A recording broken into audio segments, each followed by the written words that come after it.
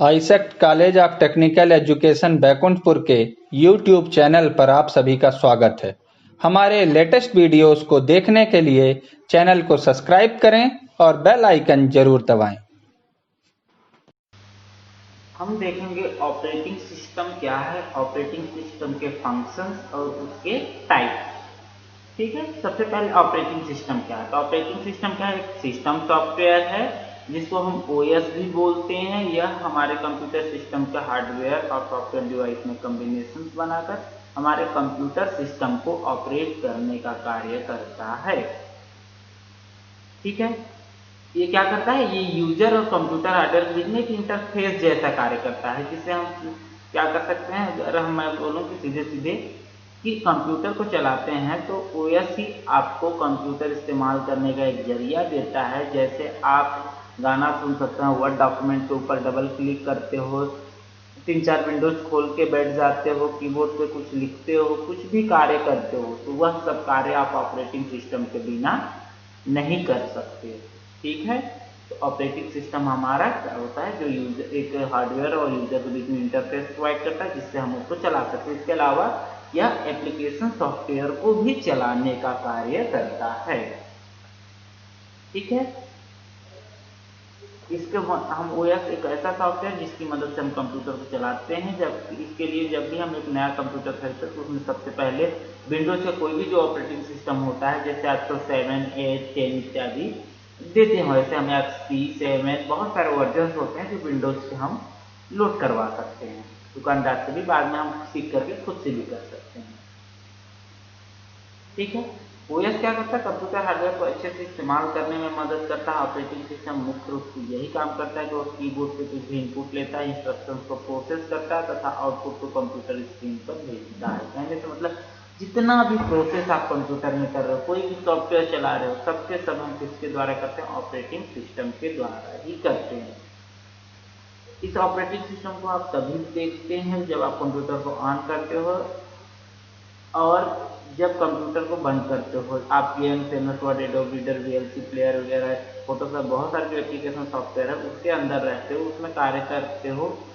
वो सॉफ्टवेयर कार्य करने के लिए हम एक प्रोग्रामिंग इंटरफेस जो प्रोवाइड करता है इन सभी सॉफ्टवेयर को, उसको हम ऑपरेटिंग सिस्टम बोलते हैं। मोबाइल में भी हम ऑपरेटिंग सिस्टम जैसे जनरली एंड्रॉयड यूज करते हैं, आपको पता ही होगा। इसके अलावा आईफोन्स में हम एप्पल्स वगैरह में आईफोन्स में हम गूगल पे जो ऑपरेटिंग सिस्टम यूज करते हैं। ठीक है, माइक तो अलग अलग ऑपरेटिंग सिस्टम होते हैं जो मोबाइल में भी। ऑपरेटिंग सिस्टम की जनरली अगर हम नाम बात करें तो अलग अलग कार्य के लिए अलग अलग ऑपरेटिंग सिस्टम का इस्तेमाल किया जाता है, जिसमें से कुछ ऑपरेटिंग सिस्टम का नाम मैं आपको अभी बता रहा हूँ यहाँ पे। जैसे माइक्रोसॉफ्ट विंडोज। माइक्रोसॉफ्ट विंडोज क्या है? कंप्यूटर में, लैपटॉप में, टैबलेट पीसी वगैरह में यूज होने वाला एक ऑपरेटिंग सिस्टम है।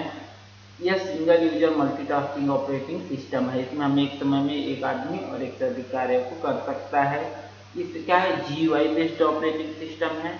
इसमें आपको कार्य करने के लिए ग्राफिक्स मिलते हैं, मेन्यू मिलता है, टूल्स मिलता है। ठीक है, इसी तरीके से गूगल एंड्रॉयड OS है। एंड्रॉयड क्या है? ये भी एक ऑपरेटिंग सिस्टम है जो मोबाइल में वर्क करता है, या मोबाइल से और यूजर के बीच में इंटरफेस प्रोवाइड करता है। यह अभी आपका मोबाइल के जो डिवाइसेस हैं उनमें कॉम्बिनेशन बनाता है और आपको चलाने के लिए आपको एक इंटरफेस प्रोवाइड करता है। एप्पल iOS की वही है, ये भी ऑपरेटिंग सिस्टम है। एप्पल का आईफोन जो बनाते हैं एप्पल कंपनी, उसने अपना खुद का ऑपरेटिंग सिस्टम लॉन्च किया हुआ है, और वो उसके जो भी फोन वगैरह खरीदोगे, आप जो भी उसके लैपटॉप वगैरह सिस्टम खरीदते हो तो उन सब में उसका खुद का पर्सनल ऑपरेटिंग सिस्टम होता है। एप्पल का मैक भी रहता है। इसके अलावा Linux operating system. Linux operating system क्या है? यह multi user, multitasking, multi processing और मल्टी प्रोग्रामिंग ऑपरेटिंग सिस्टम है। कहने से मतलब इसमें एक साथ बहुत सारे लोग बहुत सारे कार्यों को कर सकते हैं। अभी हम कंप्यूटर में, लैपटॉप में इसका यूज कर सकते हैं। इसका यूज जनरली हम नेटवर्किंग के लिए करते हैं। ठीक है, तो ये ऑपरेटिंग सिस्टम है, ज़्यादातर जिसको जानते हो। और भी बहुत सारे ऑपरेटिंग सिस्टम होता है, जैसे मैक होता है और भी बहुत सारे होते हैं, अर्बन 2 वगैरह। अब हम देखते हैं ऑपरेटिंग सिस्टम के कार्य। वैसे कंप्यूटर बहुत सारे काम करता है, लेकिन सबसे पहले जब आप कंप्यूटर को ऑन करते हो तब ऑपरेटिंग सिस्टम पहले मेन मेमोरी मीन्स रैम में लोड होता है, और इसके बाद ये यूजर सॉफ्टवेयर को कौन कौन से हार्डवेयर चाहिए ये सब एलोकेट करता है। ठीक है, नीचे आपको ओएस में अलग अलग काम के लिए दिए गए हैं, उनको आप डिटेल से जान लेते हैं। जैसे आपके सबसे पहला कार्य होता है ऑपरेटिंग सिस्टम का मेमोरी मैनेजमेंट, दूसरा होता है प्रोसेस मैनेजमेंट, जैसे प्रोसेस शेड्यूलिंग जो होता है, सीपीयू शेड्यूलिंग के नाम से भी हम इसको जानते हैं। तीसरा काम होता है इसका डिवाइस मैनेजमेंट। नेक्स्ट चौथा होता है फाइल मैनेजमेंट। पांचवा आता है सिक्योरिटी। छठवा होता है सिस्टम परफॉर्मेंस को देखना। सातवां एरर्स को बताना। आठवां सॉफ्टवेयर और यूजर के बीच में इंटरफेस प्रोवाइड करना। ठीक है, मेमोरी मैनेजमेंट। मेमोरी मैनेजमेंट का मतलब प्राइमरी और सेकेंडरी मेमोरी को मैनेज करना है। मेन मेमोरी मतलब रैम एक बहुत बड़ा अरे के बाइट्स हैं। ठीक है, मतलब मेमोरी के बहुत सारे छोटे छोटे ढांचे होते हैं जिस पर हम डेटा को रख सकते हैं, जहां पर उनका एक एड्रेस होता है। मेन मेमोरी सबसे स्पीड में चलने वाले मेमोरी है जिसको सीपीयू डायरेक्ट यूज करता है, क्योंकि सीपीयू जितने भी प्रोग्राम को चलाता है वो सब मेन मेमोरी में ही होते हैं। ठीक है, क्या होता है मेमोरी मैनेजमेंट, मतलब मेमोरी मैनेजमेंट का क्या करता है, यह प्राइमरी मेमोरी और सेकेंडरी मेमोरी को मैनेज करने का कार्य करता है। प्राइमरी मेमोरी ऐसे मेमोरी जो कंप्यूटर सिस्टम के लिए मस्ट होते हैं, जैसे रैम और रोम। रैम रैंडम एक्सेस मेमोरी, रोम रीड ओनली मेमोरी। रोम क्या होता है, जब हम कंप्यूटर डिजाइन किए जाते हैं उसी टाइम में उसमें डेटा जो भी होता है उसको लोड कर दिया जाता है। और रैम क्या होता है, जिसका डेटा रिफ्रेश होते रहते हैं। जब भी हम कंप्यूटर सिस्टम में कोई भी सॉफ्टवेयर ओपन करके कार्य कर रहे होते हैं तो उसमें जो कार्य कर रहा होता है तब वो बेसिक रूप से किस पे स्टोर होता है, रैम पे स्टोर होता है। और फिर जब उनको हम सेव करके सेकेंडरी स्टोरेज डिवाइसेस में, जैसे हार्ड डिस्क, पेन ड्राइव वगैरह हो गए, सीडी ड्राइव हो गए, उनमें हम उनको स्टोर करके रख सकते हैं। ठीक है, तो जो हमारा ऑपरेटिंग सिस्टम इसका भी एक मेन कार्य है कि मेमोरी को मैनेज करना, कैसे हम मेमोरी को मैनेज कर सकते हैं। ठीक है, इसके अलावा उसमें हम कैसे डेटा को जब हम उसमें रैम से उसमें कैसे ट्रांसफर करना है, सेकेंडरी में रैम को कैसे रिफ्रेश खाली करना है, ये सारी चीजें। ठीक है, इसके अलावा मेमोरी का कौन सा हिस्सा इस्तेमाल होगा, कौन सा नहीं होगा, कितना नहीं होगा। मल्टी प्रोसेसिंग में ओएस डिसाइड करता है कि किस प्रोसेस को कितना मेमोरी को दिया जाएगा, कौन सा मेमोरी दिया जाएगा। जब कोई भी प्रोसेस मेमोरी को मांग करता है तब उसको मेमोरी ओएस ही देता है। ठीक है, प्रोसेस का मतलब कोई भी टास्क हो गया, एक छोटा सा काम जो हम कंप्यूटर के अंदर करते हैं। ठीक है, जब प्रोसेस का काम खत्म कर लेता है तो ओएस वापस अपनी मेमोरी ले लेता है। मतलब कहने से मतलब जैसे भी आप वर्ड एक्सेल में किसी को भी ओपन करके कार्य कर रहे हो, तो जब तक कार्य करोगे तो ऑपरेटिंग सिस्टम उस वर्ड एक्सेल की जो फाइल ओपन है उसको आपको प्राइमरी मेमोरी जैसे रैम को प्रोवाइड करता है, और जब आप उसको कार्य कर कंप्लीट करके उसको क्लोज करोगे तो वापस से रैम खाली हो जाता है, उससे मेमोरी वापस ओएस ले लेता है। तो ये सारे कार्य हैं ऑपरेटिंग सिस्टम के मेमोरी मैनेजमेंट में। नेक्स्ट है प्रोसेस मैनेजमेंट, प्रोसेस शेड्यूलिंग भी जिसको हम बोलते हैं। ठीक है, जब मल्टी प्रोग्रामिंग एनवायरनमेंट की बात की जाए तो ओएस डिसाइड करता है कि किस प्रोसेस को प्रोसेसर मिलेगा और किसको नहीं मिलेगा, कितना समय तक मिलेगा, कितना समय के बाद उसको नहीं मिलेगा। इस प्रोसेस शेड्यूलिंग भी बोलते हैं हम इसको। ऑपरेटिंग सिस्टम सब काम करवाता है इसको। ऑपरेटिंग सिस्टम ये भी देखता है कि प्रोसेसर खाली है या फिर कुछ काम कर रहा है या फ्री है, और प्रोसेसर अपना काम खत्म कर लिया है या नहीं। आप चाहो तो टास्क मैनेजर में जाकर देख सकते हो कि कितने काम चल रहे हैं और कितने नहीं। जो प्रोग्राम में सब काम करवाता है उसका नाम है ट्रैफिक कंट्रोलर बोलते हैं। ठीक है, प्रोसेस को सीपीयू एलोकेट करता है। ठीक है, और जब एक प्रोसेस का काम खत्म हो जाता है तो वह प्रोसेसर दूसरे काम को करने लगता है, और कुछ काम नहीं होने पर प्रोसेसर को फ्री कर देता है। तो ये सारे काम प्रोसेस मैनेजमेंट का कहने का मतलब है। जैसे आप प्रोसेस कर रहे हो, मल्टी प्रोग्रामिंग है, तो क्या करेंगे वहाँ पे, अब बहुत सारे प्रोग्राम प्रोसेस कर रहे हो तो एक समय में जैसे विंडोज वगैरह है तो एक समय में एक ही प्रोसेस करेगा, तो उस समय पे प्रोसेस शेड्यूलिंग बहुत जरूरी होता है।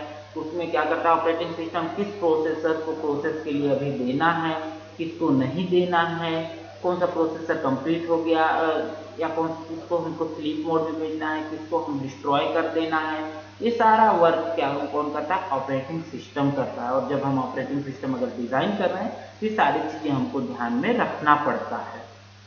ठीक है, इसके अलावा डिवाइस मैनेजमेंट आपको कंप्यूटर में ड्राइवर का इस्तेमाल होता है, या तो आपको पता ही, यह तो आपको पता ही होगा, जैसे कि sound driver, Bluetooth driver, graphics driver, wifi driver. लेकिन ये अलग अलग इनपुट आउटपुट डिवाइस को चलाने में मदद करते हैं, लेकिन इन ड्राइवर को ओएस चलाता है। ठीक है, मतलब आपको कंप्यूटर में बहुत सारे ड्राइवर होते हैं, जैसे आपको प्रिंटर के लिए ड्राइवर, साउंड के लिए ड्राइवर, ब्लूटूथ के लिए ड्राइवर, वाईफाई के लिए ड्राइवर, हर चीज़ों के लिए ड्राइवर चलता है। और सभी चीज़ें इनपुट आउटपुट के अलग अलग कार्य करने के लिए ये सारे ड्राइवर्स होते हैं। लेकिन इन सभी ड्राइवर्स का मैनेजमेंट कौन करता है, ऑपरेटिंग सिस्टम करता है। ठीक है, और हम देखें क्या क्या कार्य करता है, सभी कंप्यूटर डिवाइस को ट्रैक करता है, और यह टास्क जो करवाता है उससे प्रोग्राम का नाम हम बोलते हैं IO controller, input output controller. जैसे अलग अलग प्रोसेस को डिवाइसेस चाहिए, कुछ टास्क को करने के लिए डिवाइसेस एलोकेट का काम भी ओएस करता है। उदाहरण जैसे हम एक प्रोसेस को कुछ टास्क करने के लिए, जैसे वीडियो प्ले करना, प्रिंट निकालना, तो ये दोनों टास्क हम आउटपुट डिवाइस मॉनिटर और प्रिंटर की मदद से होगा। तो ये दोनों डिवाइस का प्रोसेस कब देना है, ये काम ओएस करता है। या प्रोसेस खत्म हो जाता है तो ओएस उस डिवाइस का डीएलोकेट भी करता है। ठीक है, नेक्स्ट है फाइल मैनेजमेंट।